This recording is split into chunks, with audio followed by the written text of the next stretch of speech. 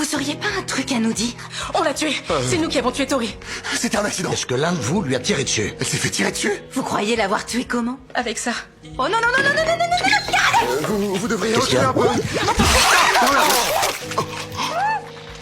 Il s'avère que ces jeunes voulaient faire une blague, pour filmer une vidéo pour leur compte. Ils ont rempli la voiture de Tori avec du dentifrice diabolique. Mais ils ont mal calculé les quantités. Très vite, un accident est survenu. Ils ont immédiatement appelé le responsable de la villa. Mais Finea a minimisé la situation. Mais Kared ne croit pas à cette histoire. Il sait qu'un tel choc aurait fait perdre connaissance à Tori. Voyant que les jeunes ne saisissaient toujours pas la gravité de la situation, Morgan a dû expliquer les conséquences du dentifrice diabolique.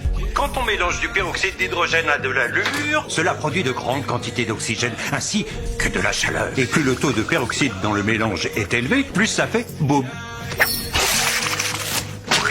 C'est aussi pour cette raison qu'on n'a pas trouvé de sang. Le peroxyde avait tout nettoyé. La blague venait de la fille, parce que Tori avait volé sa chose, une protéine encore non commercialisée, et elle était la seule créatrice à la promouvoir. Kared ne comprenait pas pourquoi on faisait ça. Alors la fille a expliqué que le compte de Tori était mal géré, et qu'elle voulait ruiner sa chaîne. Cependant, Tori n'est pas morte d'une commotion cérébrale, mais par balle. Finea a donc forcément menti, cachant la vérité sur la mort de Tori. Morgan et Kerik s'apprêtaient à partir, quand soudain, un moteur a rugi au loin. C'était Finea. En voyant le badge de Kared, il a immédiatement pris la fuite. Je vais diffuser le signalement du véhicule. Une seconde. Je rêve ou vous avez tenté de courir après ce bolide? T'es instinctif. Votre instinct vous a dit que vous étiez capable de rattraper un V8 biturbo? Morgane.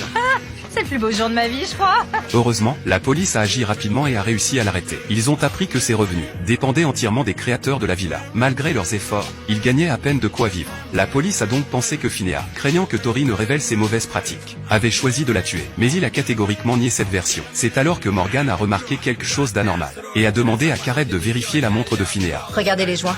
Vous voyez les traces de corrosion? C'est ce qui arrive quand du titane entre en contact avec du peroxyde.